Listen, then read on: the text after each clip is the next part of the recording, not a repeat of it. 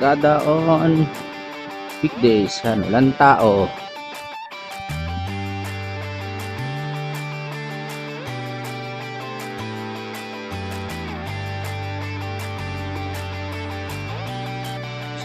Masya dito ng ano, day.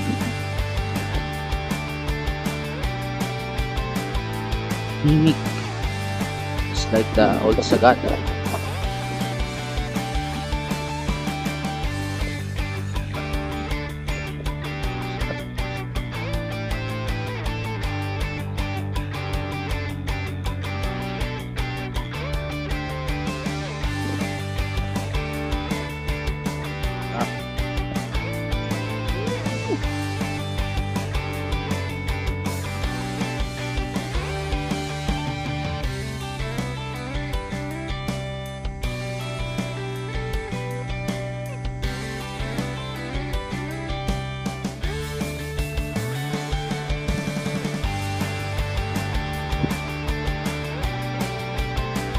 Sagada on weekdays.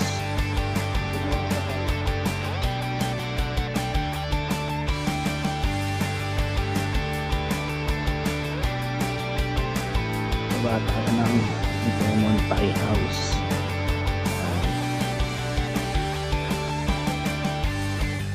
Punta tayo doon sa may pitik sa kay Ate Marge. Station. Tambay na naman ulit. Tapos ito yung tourist information. Kaya mag-register pag bagong dating kayo dito sa Sagada. Hindi kayo mabibigyan ng tour guide.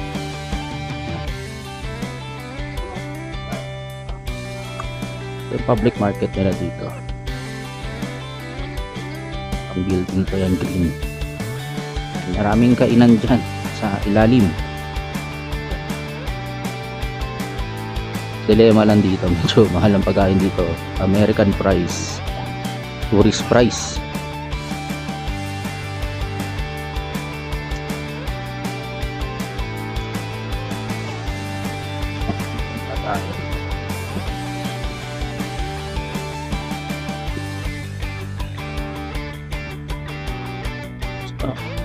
Dahan din. Mas Ferry, yan, ito sarap yung oranges nila dyan, fairness mga lilit na oranges nila.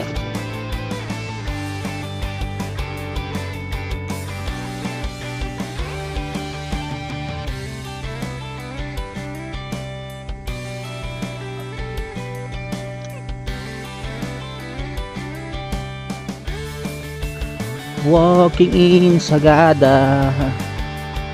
Sagada on weekdays.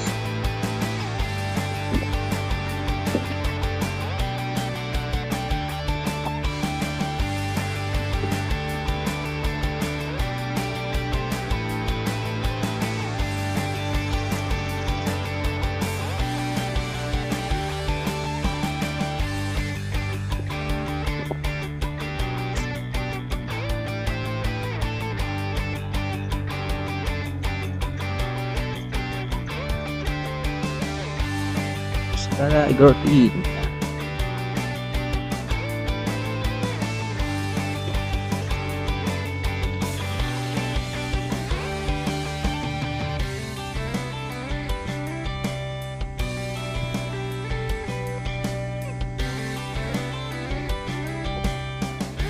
So ito yung sikat na moon house dati. Yan, may malaking leon dyan eh. Nakasulat beware big light inside, kaso wala na ngayon. Ito yung shortcut dyan papunta ng Eco Valley. Ito yung shortcut.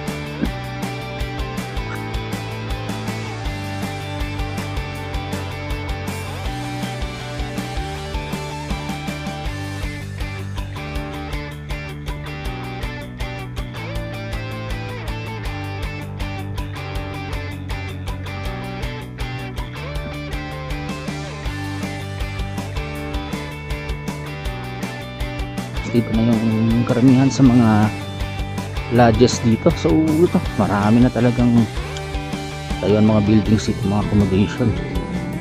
Sa mga nakatambay na yan, mga guides yan. sila kuya, mga guides yan. Kung gusto nyo caving or mag ano, kasi dito hindi ka na pwede magpunta sa isang tourist spot nang walang guide.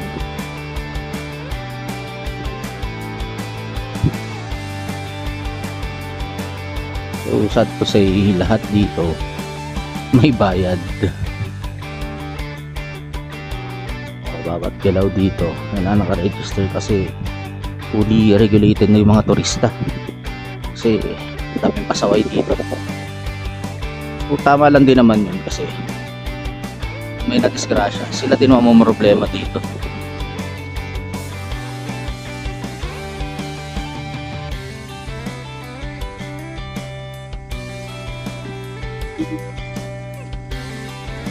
Mga dogs, ganda aso dito. Ayun sa mga tourist, mga tour coordinator.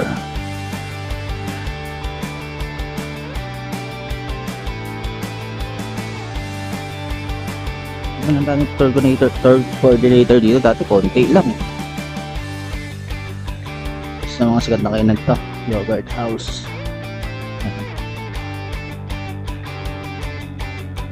Sarap yan. Lemon pie corner na kumain. So dun tayo sa original, syempre lemon pie house tayo.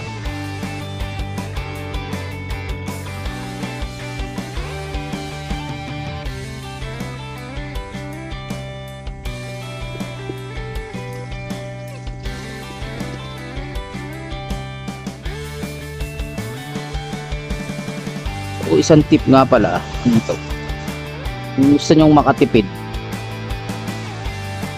stay kayo sa Bontoc. Mas mura ang accommodation dun compared dito. Tapos punta na lang kayo dito at magana to sa gas, sa mga OG na tour coordinator dito. Salt and pepper, yan, sarap dito.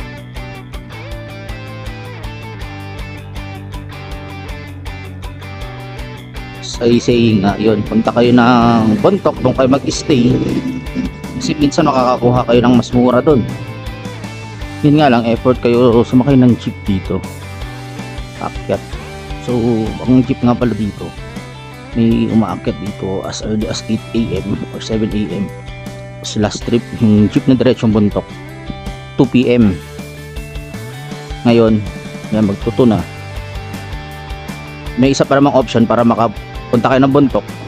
Sasakay kayo ng bus papuntang Baguio, tapos bababa kayo sa junction, and then pagdating sa junction, hintay kayo ng mga jeep or buses galing ng Baukot at dyan papunta ng Bontoc. So hanggang gabi naman may bumabiyahe nun doon, kaya walang dapat ipag-alala, nakakabalik ka.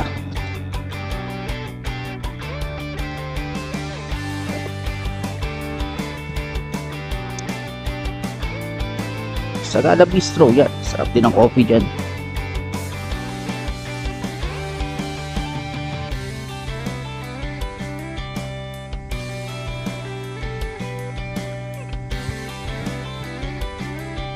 Yan, konti na lang, lemon pie house na. Siguro sa center siguro mga 5 minutes walk lang to. It lang, puro pababa naman. So pagpatabalik sa munisipyo, kung ayaw mong maglakad, may mga jeep, tuk-tuk, o makikisabay ka lang sa anything na paakyat dito. Bait naman tao dito, nagpapasabay sila, parahin mo lang. Itag 380.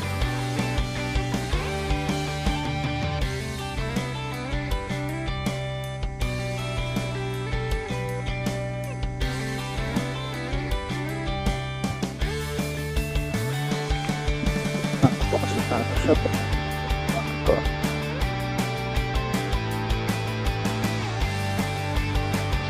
Set it, go.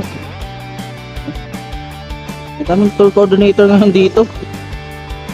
Ate, alam ko na, Sagaas lang meron na dito eh. Ang dami na pala. Sa bagay, hindi tayo nag-tour coordinator kasi bisadong kabisado natin yung area dito.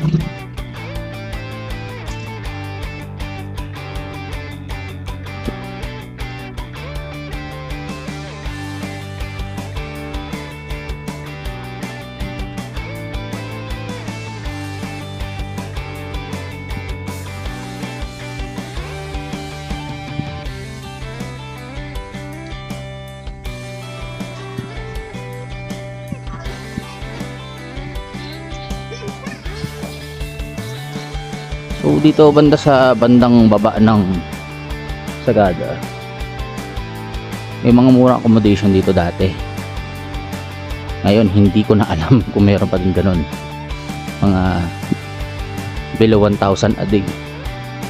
Ngayon dito pinaka minimum ngayon dito 1 to 1.5 na, pinakamura na yun. Pag nakakita kayo ng ganung rate dito, kunin nyo na, lalo kung bakasyon season. Ako, pupok lagi mga ano dito. Hirap maghanap ng isla. So ito nga pala yung isang pinakasigareto namin dito. Yan, yung Pitik Wine. So, shout out kay Ate Marcian.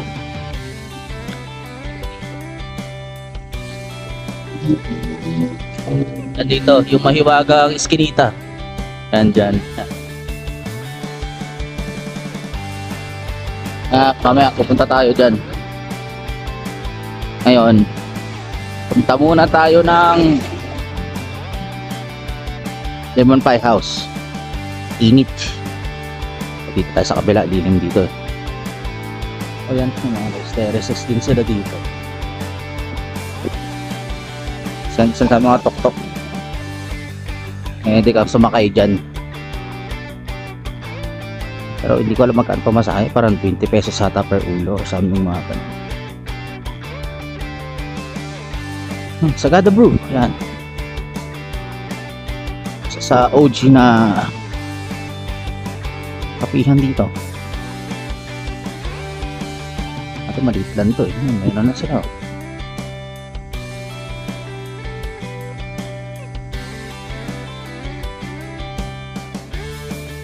Yan.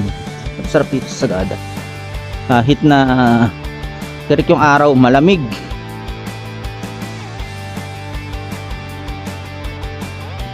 O yung mga ganyan, dumadaan na yan, papaahon yan, parahin mo lang yan, sabihin mo pasabay, pasabay ka nyan.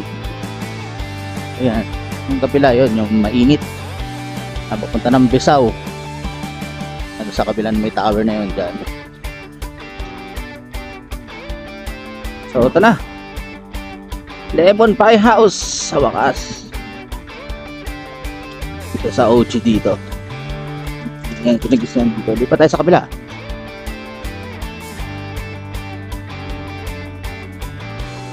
Lemon Pie House.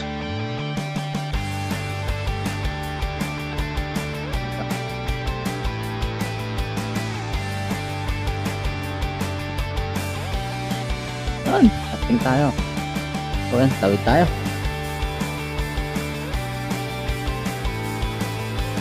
Stop tayo sa loob.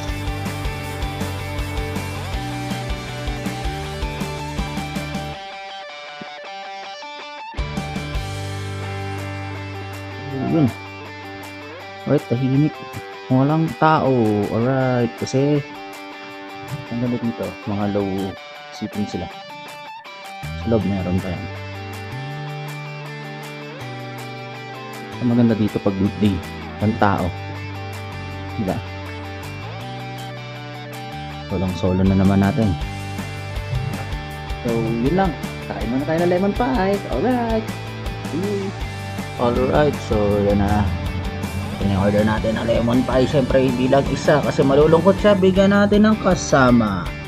Alright, so meron tayong to lemonade, saka lemon hot hot and cold. Alright. Sarap po ng sugar. Okay lang.